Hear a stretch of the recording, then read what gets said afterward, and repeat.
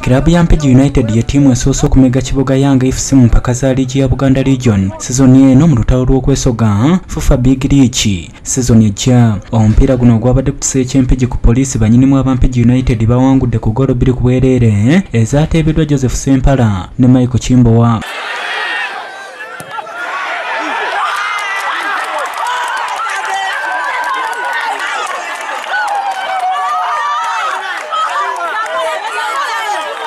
Obuwanguzi bwayambye bannyinimu aba Mpigi United okutangaaza emikisa gyayo egy'okuwona ekyambe.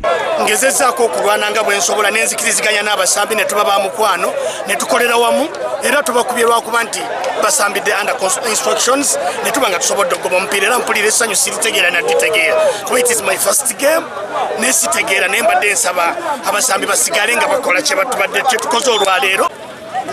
Era timu na tusoma gosiro kutola ne bitano nayo si kintu kyangu yayo time bali tusitu ku wantatu twali kisubi wan tuza kuma kusinga tukubye uje gobana fegisigaddeyo.